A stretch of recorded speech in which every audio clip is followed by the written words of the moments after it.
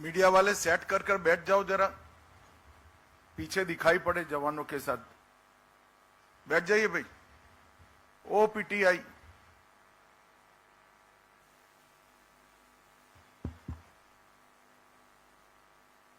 मेरे साथ बोलिए, भारत माता की।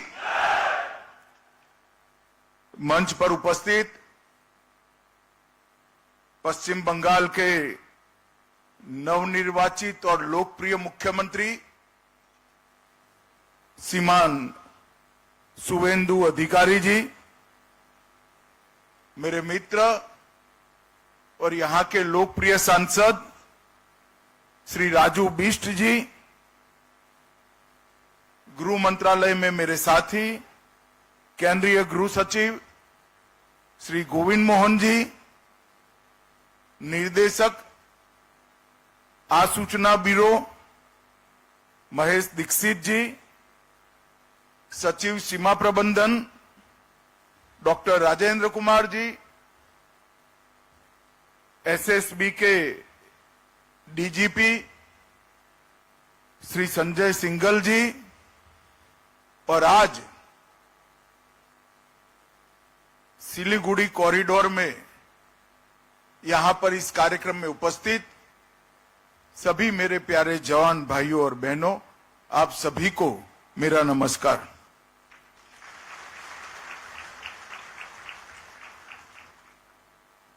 मित्रों, आज उस्ताद बिस्मिल्लाह खां का और हमारे उत्तर प्रदेश के पूर्व मुख्यमंत्री कल्याण सिंह जी की पुण्यतिथि है। बिस्मिल्लाह खां साहब ने भारतीय संगीत को पूरे विश्व के फलक पर रखने का काम किया था। अपने एक ही जीवन में कई जीवनों की संगीत साधना को निचोड़कर मृत्यु पर्यंत भारतीय राग रागिनी और हमारे शुद्ध शास्त्रीय संगीत को बढ़ावा देने का काम किया। मैं आज इनका एक कोट बताना चाहता हूं कि कितने बड़े व्यक्ति थे। उनको जब पूछा गया, आपने संसद में भी शहनाई बजाई है, कई राष्ट्राध्यक्षों के सामने भी आपने शहनाई बजाई है, कई बड़े बड़े जलसे में शहनाई बजाई है, आपको सबसे ज्यादा आनंद कहां मिलता है? तो उन्होंने कहा, गंगा किनारे सुबह काशी विश्वनाथ की शरण में शहनाई बजाते हुए जो मुझे आनंद मिलता है वो कहीं नहीं। ऐसा उदार और उदात्त व्यक्तित्व जिसने पूरा जीवन संगीत साधना में ही बिताया। मेरे भी एक कार्यक्रम के मंच के पीछे आधे एक घंटे की अल्प मीटिंग हुई थी। मैं तो कभी भूल नहीं सकता। बहुत बीमार थे, सांस फूली जा रही थी, मगर जब राग रागिनियों की बात करी तो बीमार चेहरे पर शरीर का सारा रक्त आकर जम गया और इतने उत्साह से बात करने लगे कि मुझे आश्चर्य लग गया कि संगीत के लिए इतनी गहराई से लगाव इस व्यक्ति में है। कल्याण सिंह जी ने उत्तर प्रदेश के मुख्यमंत्री रहते हुए उत्तर प्रदेश को पहली बार प्रशासनिक रूप से पुनर्गठित करने का प्रयास किया था। वो राम जन्मभूमि आंदोलन के एक प्रकार से आंदोलन शुरू हुआ तब से योद्धा रहे हैं, सफल सेनानी रहे हैं और पूरा जीवन भारतीय जनता पार्टी के विचारों के साथ, देशभक्ति के साथ उन्होंने निर्वहन किया। मैं आज बाबूजी को मनपूर्वक करोड़ों भारतीय जनता पार्टी के कार्यकर्ताओं की ओर से यहां पर श्रद्धांजलि देना चाहता हूं। मित्रों, अभी अभी स्वतंत्रता दिन गया है। स्वतंत्रता दिन मैं भी 2015 से लगातार लाल किले की प्राचीर पर जब जब प्रधानमंत्री जी ध्वज फहराते हैं, वो ध्वज वंदन के कार्यक्रम में मैं उपस्थित होता हूं। मगर इस बार का 80वां स्वतंत्रता दिवस का समारोह कुछ अलग ही था। 150 साल के बाद और आजादी के 80 साल के बाद लाल किले से पूर्ण रूपेण वंदे मातरम का गान देशवासियों और दुनिया ने सुना। बंकिम बाबू की यह अमर कृति, जिसने हमारे आजादी के आंदोलन में न केवल गति भरी, एक लक्ष्य दे दिया कि आजाद भारत कैसा होगा।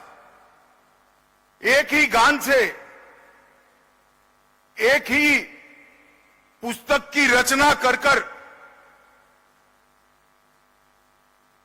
उन्होंने तय कर दिया कि आजाद भारत को सांस्कृतिक राष्ट्रवाद को गले लगाते हुए आगे बढ़ना चाहिए। दुर्भाग्य की बात है कि आजादी के बाद भी, देश के टुकड़े होने के बाद भी वंदे मातरम को कभी मन से स्वीकारा नहीं गया। जन भावनाओं को देखते हुए संसद में उसका गान तो होता था, सब खड़े भी होते थे, मगर मेरे जैसे कई लोगों के हृदय में एक दुख का भाव भी होता था कि आजादी के बाद भी वंदे मातरम पूरा गा नहीं सकते। मित्रों, गृह मंत्रालय ने एक विधेयक संसद में पारित कराया और पूरे वंदे मातरम को सरकारी कार्यक्रम का हिस्सा बनाने का निर्णय लिया, और ये ऐतिहासिक निर्णय। और मैं मानता हूं इससे आने वाली पीढ़ियां, हमारे बच्चे, किशोर, युवा, वो सभी को ऋषि बंकिम चंद्र चट्टोपाध्याय जी का एक अमर संदेश, एक अमर संदेश उनको प्राप्त होगा। हर रोज स्कूल में जब बच्चे पूरा वंदे मातरम गाते हैं, तब निश्चित रूप से वो राष्ट्र भक्ति की भावना से ओतप्रोत होते हैं। मित्रों, प्रधानमंत्री जी ने देश को शक्ति देने वाली सप्त धाराओं का भी ऐलान किया है।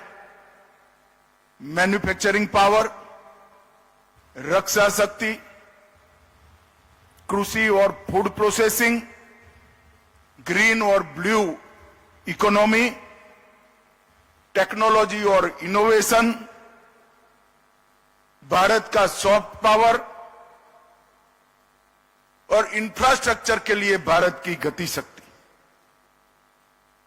ये सभी 7 स्तंभ पर 2047 के विकसित भारत को खड़ा करने का आह्वान उन्होंने भारत के युवाओं को किया है।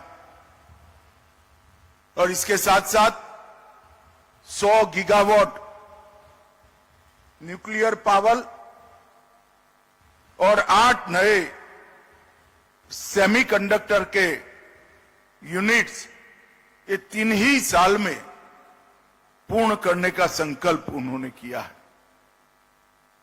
हम सब मानते हैं कि 7 पिल्लर पर जब आजादी के शताब्दी मनाई जाएगी, तब हमारा भारत पूरे विश्व में हर क्षेत्र में सर्वप्रथम होगा। मित्रों, अभी अभी शुभेंदु जी ने एक बात कही कि पहली बार एसएसबी के कार्यक्रम में बंगाल के सीएम को आने का सौभाग्य मिला है। मुझे भी बड़ा आनंद है शुभेंदु जी, मगर मैं इसको थोड़ा सुधार करना चाहता हूं। हम तो पुराने सीएम साहिबा को भी बुलाते थे, वो एसएसबी के कार्यक्रम में आना नहीं चाहती थी। हमने तो आपको बुलाया, आप आ गए, आपका स्वागत है। एसएसबी हो, बीएसएफ हो, वो कोई पॉलिटिकल पार्टी या कोई एक सरकार की एजेंसी नहीं है। ये अहर्निश तपस्या और परिश्रम कर कर देश की सीमाओं की सुरक्षा करने वाला बल है।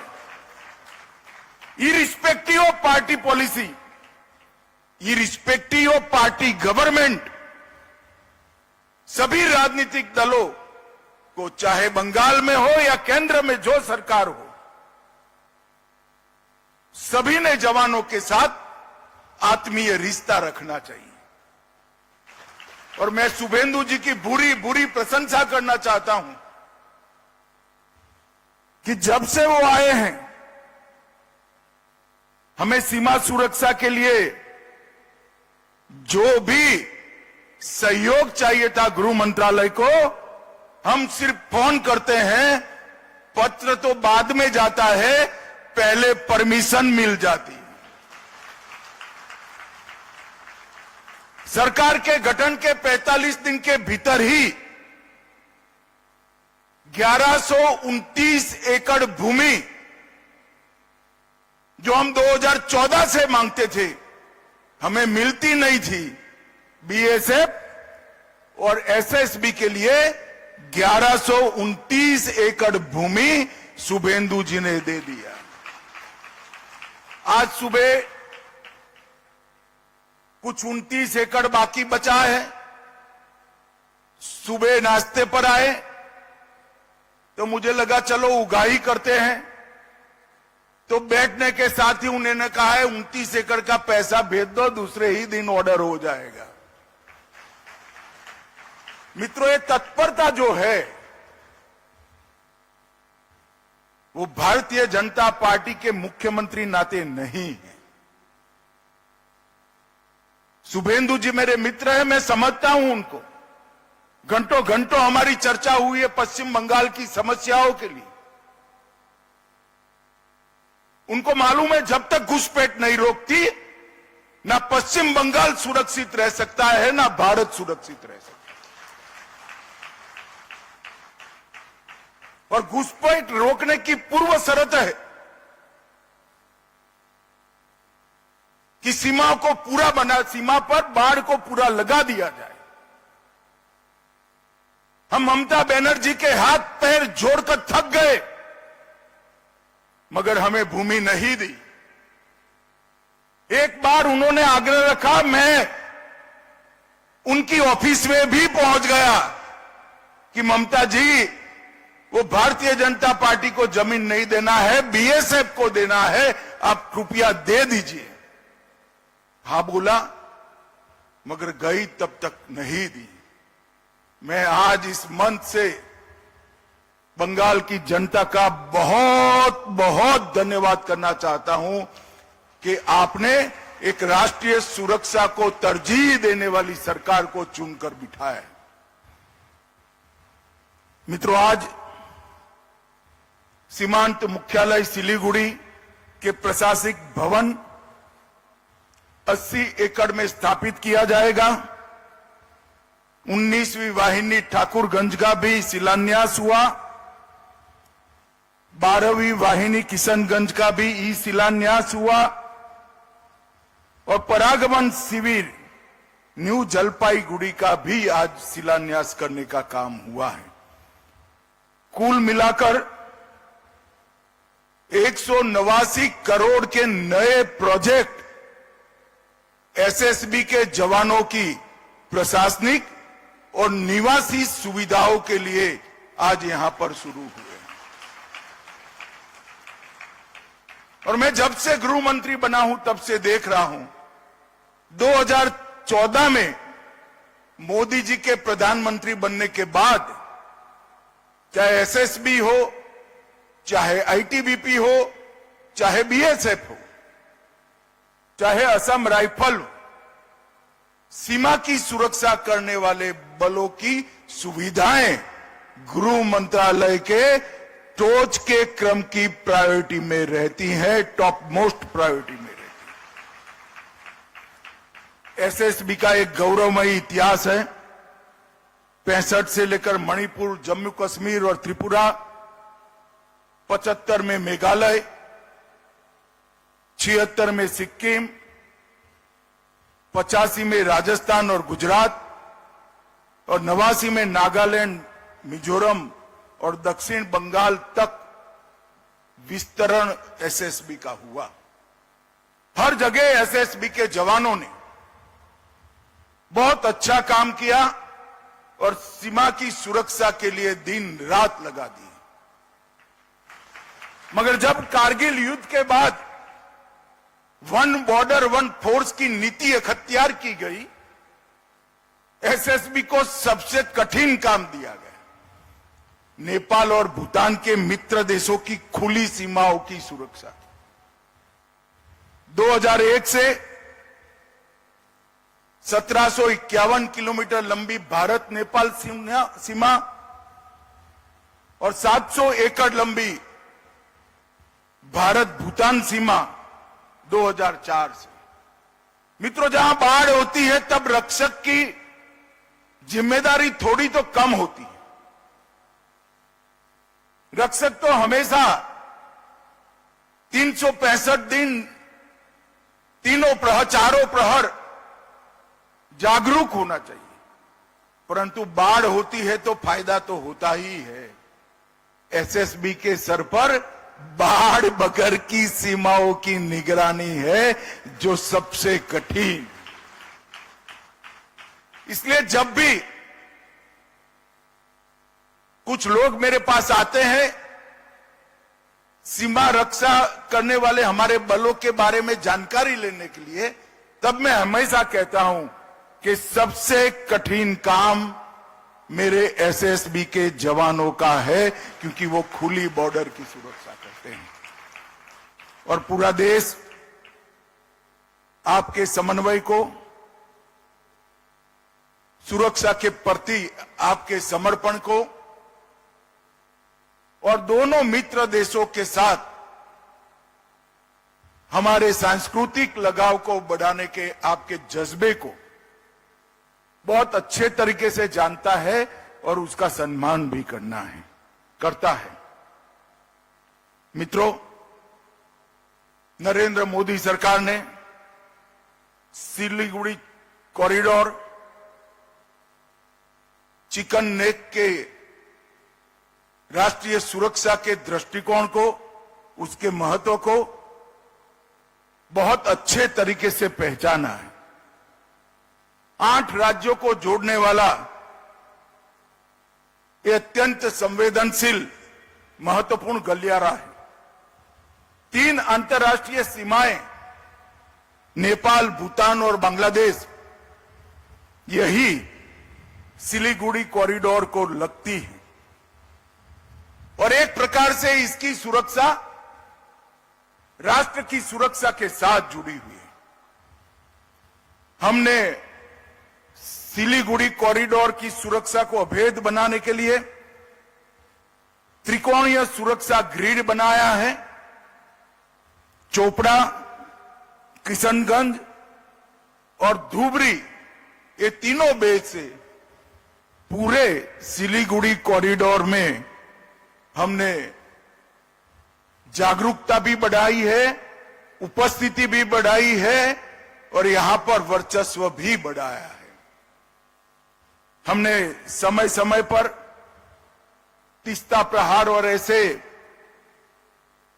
हमने कई प्रकार के अभ्यास कार्यक्रमों को भी हाथ में लिया है, मगर एक कमी थी।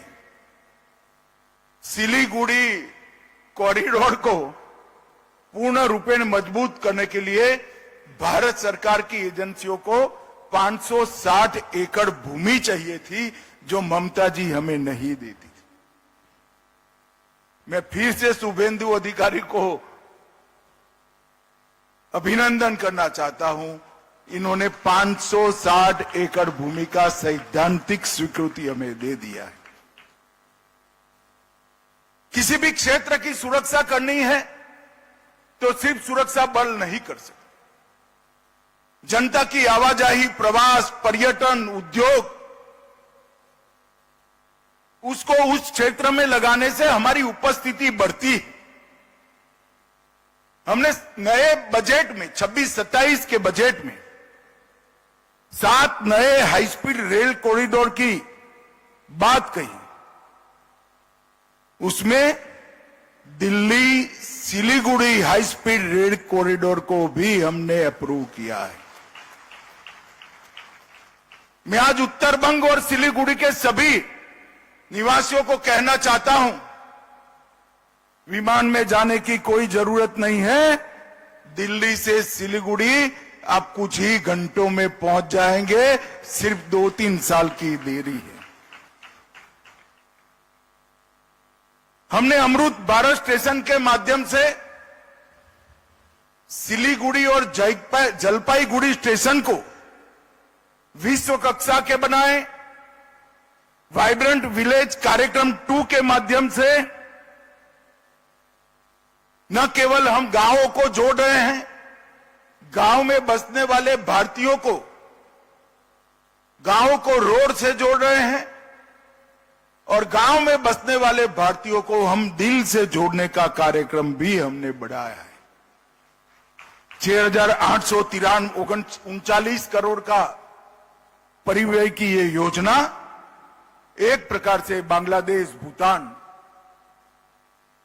दोनों सीमाओं के लिए बहुत बड़ा काम करेगा। सेफ, सिक्योर और वाइब्रेंट लैंड बॉर्डर का हमारा जो कंसेप्ट है उसको हम आगे बढ़ाएंगे। मित्रों, आज मुझे खुशी है कि 190 करोड़ रुपया हमारे जवानों की सुविधा के लिए इन्वेस्ट कर आपकी रक्षा करने की क्षमताओं को बढ़ाने के साथ साथ आपके मन, मस्तिष्क और शरीर को भी आराम और काम करने का अच्छा वातावरण मिले, इसके लिए ये आयोजन हुआ है। और मुझे आनंद है कि आज के आयोजन में मुख्यमंत्री बंगाल उपस्थित है, तो हमारे लिए ये भी सोने में सुहागा है। इस मंच से एसएसबी के सभी जवानों को उनकी त्याग, तपश्चर्या, उनका कमिटमेंट, इसके लिए मैं भारत की जनता की ओर से प्रणाम करता हूं और आप सभी को ये नई सुविधाओं के लिए बहुत बहुत अभिनंदन करना चाहता हूं। नमस्कार।